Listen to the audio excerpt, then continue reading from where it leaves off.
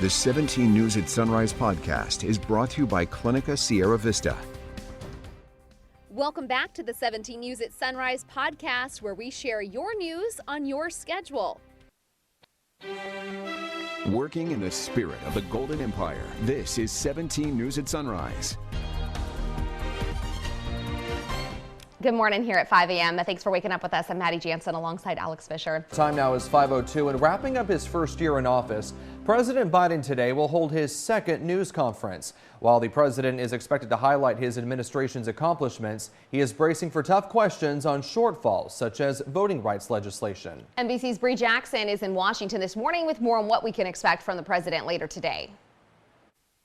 Maddie, Alex, today we expect President Biden to tout successes such as the bipartisan infrastructure law. But facing a COVID surge and record high inflation, the president is plotting a reset for year two. President Biden rounding out his first year in office. With poll numbers down, the president is eager to make a shift. There's a lot of talk about disappointments and things we haven't gotten done. Instead, the administration is touting legislative successes so far, pointing to strong job growth and other policies aimed at helping Americans. And it was the direct result of actions taken by President Biden and Democrats in Congress, including the American Rescue Plan, the vaccination effort it helped fund, and now the bipartisan infrastructure law. The White House also bracing for tough questions on key setbacks, like the seemingly doomed voting rights push in the Senate. Once again, no one denies the path ahead is an uphill struggle. Republicans argue Democrats' policies have made matters worse. We have inflation, a pandemic, rampant violent crime, a border crisis. Senior administration officials say the president plans to focus less on conversations with Congress and speaking more directly to the public. The environment has to improve, and the major thing there is people feeling better about the pandemic. Supporters of the president want less talk and more action. He's a single person that can't do it by himself, but his job is to surround himself with people that can do it. Part of the White House's strategy, showcasing what they see as the president's greatest strength, his empathy and ability to connect with everyday people. There were some foreign policy disappointments. Some members of Congress and the public were not happy with President Biden's pullout of U.S. troops from Afghanistan. In Washington, I'm Bree Jackson, 17 News. 17 News is your local election headquarters. At Panorama Park yesterday morning, another candidate launched a campaign to sit on the Kern's Board of Supervisors, adding to a now packed 3rd District race. Now with dangerous state laws that release prisoners early, state and national policies that cause inflation, homelessness is at the door of our neighborhoods and our businesses, Kern County is at a crossroads. Jeff Flores officially declared his candidacy to represent the 3rd District just 2 weeks after his boss, Supervisor Mike Maggard, announced that he was stepping down as 3rd District Supervisor when his term ends in 2022. Both announcements had been weeks in the making. 17 News found out that Flores filled out paperwork with the Secretary of State before Maggard declared his intent to step down, something we asked Flores about yesterday. What was the delay? Why was now the right time? So, of course, we want to be respectful to Supervisor Maggard's decision, and I don't want to do anything after. I want to announce after that decision. Flores will take on retired CHP Assistant Chief Brian Smith and former Bakersfield Homeless Center CEO Lewis Gill. And with the June primary less than 6 months from now, the endorsements have already started. Flores confirmed to 17 News his support from Kern's Prosecutors Association. Meantime, there will be a public hearing at the Bakersfield City Council today to discuss the redrawing of council ward boundaries. This will be the second in a series of 4 public hearings. The new maps and background information are on the city's website, and you can also send in written comments to the city clerk's office. The meeting is today at 6 p.m. at City Hall. Turning now to your 17 homicide tracker this morning, the sheriff's office says a man was shot and killed in East Bakersfield early yesterday morning. This happened around 6 a.m. in the area of Steel Street and Mount Vernon Avenue. Other details are limited this morning. No suspects are in custody as of news time. And KCSO says another man was shot and killed in Ridgecrest. The call came in around 7:30 Monday morning. Deputies arrived to Drummond Avenue and Strecker Street and found evidence of a shooting, but no evidence of a victim. KCSO later learned that the man who was shot was taken to the hospital in a personal vehicle, but later died. There have been 4 confirmed homicides this year in Kern County, according to our 17 News homicide tracker. In your 17 Crime Watch, a woman and teen boy are recovering in the hospital this morning after a shooting in downtown Bakersfield. Just before 1 o'clock yesterday afternoon, Bakersfield police were called to the area of 17th and Q Streets for reports of a shooting. A woman and a 15-year-old boy were taken to the hospital where they're expected to recover. Police believe the teen was the target of the shooting. No word on any arrests. In your 17 Court Watch this morning, the biological father of 13-year-old Nicolas Peterson, who died in a car crash a year ago, has filed a lawsuit against a woman who allegedly ran a red turn signal. The suit says Cristina Moreno-Gonzalez, the SUV's driver, had driven through that intersection many times and knew the risks of running that light. The wrongful death suit also names as a defendant Peterson's stepfather, John Deal, with whom the boy was riding a motorcycle when the crash occurred. The suit alleges Nicholas was not wearing a helmet. The boy and Deal were riding a motorcycle last January when they crashed with an SUV at the corner of Coffee and Hageman Roads. Moreno-Gonzalez is charged with vehicular manslaughter with gross negligence and reckless driving. A hearing is scheduled for Monday. Education news this morning. Leaders of universities and colleges across California, alongside the governor, launched a new effort yesterday to help some students graduate with less debt.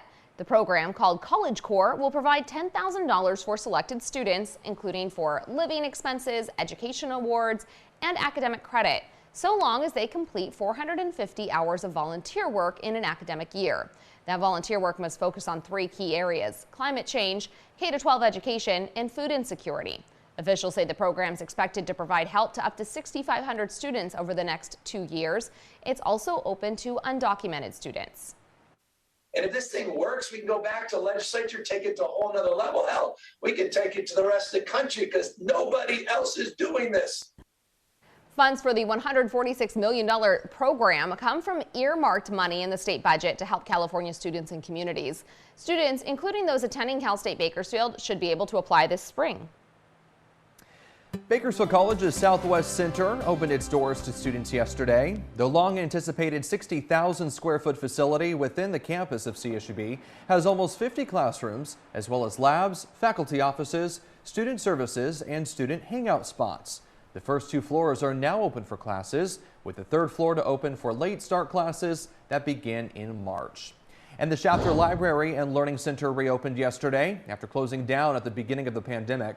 The library reopened under a unique collaboration between the city of Shafter and Bakersfield College. In preparation for the reopening, a significant investment was made in new books with a focus on children. Nearly a quarter of the collection is brand new, with more new books on the way. So I thank all of you personally, and I know our families and our kids have been waiting for this day. And I know that BC has been really, really excited and happy to be joining us as partners. In addition to the existing schedule of classes, the library will host regular community events. Great to see that a lot of these libraries across Kern County are reopening. Yes, definitely. Such amazing resources. Now to our ongoing coverage of COVID-19 in Kern County. As new infections continue to spike, Public Health yesterday announced 8,737 new cases from over the 3-day MLK holiday weekend. 8 more people have died of the virus. 286 people are in local hospitals, while 44 more are fighting for their lives in the ICU. Public Health is asking the community to use the 911 system responsibly and only call in a true emergency, as the system is experiencing a high volume of calls. New this morning and just coming into our newsroom, Kern County has reached a milestone in its fight to prevent severe infection of coronavirus. State data shows half of the population in Kern County has been fully vaccinated. A third of those who have received their shots have also been given a booster. Although a milestone, it is far below the state and national average. By our count, at least 600 people have died in Kern County since vaccinations became available to everyone. Meantime, the demand for testing remains high in our community. Kern Public Health is holding a COVID-19 testing and vaccination pop-up clinic at Heritage Park in East Bakersfield this week. No appointments are necessary. Pfizer and J&J vaccines will be available. For the clinic's hours and a link to Kern Public Health's mobile COVID-19 testing and vaccination sites throughout the county, visit kget.com. And the federal website where Americans can request free COVID-19 tests is now online. The website officially launches today, but there was a soft opening yesterday. COVIDtests.gov provides 4 at-home test kits per family. Officials say delivery could take up to 12 days. Meantime, Kern Medical is now offering a medication that you take before you're potentially exposed to COVID-19. The Evishield medication is a medicine for people who are immune compromised or who are at high risk for developing complications from coronavirus. A doctor will inject 2 doses of monoclonal antibodies, which help support the immune system and fight off the worst effects of the virus if you get infected. But health experts say it is no substitute for getting the vaccine. You're encouraged to talk to your doctor to see if you qualify. Health officials expect COVID to be part of our lives in some form for years to come. Hospital administrators and staff are having to change their ideas of what hospitals do and how patients receive care. Yeah, 17's Chris Burton is live this morning at Adventist Health in downtown Bakersfield, where some of those conversations are already happening. Chris, good morning. Alex, Maddie, good morning. Well, this is a shift that was already in progress before the pandemic began, but COVID certainly sped it up. And it's a shift away from hospitals as primary care facilities towards more specialized forms of health care. The latest COVID surge, fueled by the Omicron variant, is taxing hospitals across Kern County. We are busy. Our staff is affected. But even after Omicron has run its course, health officials expect the coronavirus to play a part in medical care years into the future. That assumption is spurring conversations about how our healthcare system works and how it doesn't. I think this is going to be really, almost a seismic shift, really, that we were really tiptoeing around in healthcare until COVID came and accelerated it. Hospitals are designed to bear the brunt of the worst adverse health events in a population. That means rooms are often allotted based on data around seasonal illnesses, with fallout from cancer and heart disease factored in. If COVID becomes a significant driver of hospitalizations in the long term, our facilities aren't equipped to handle it.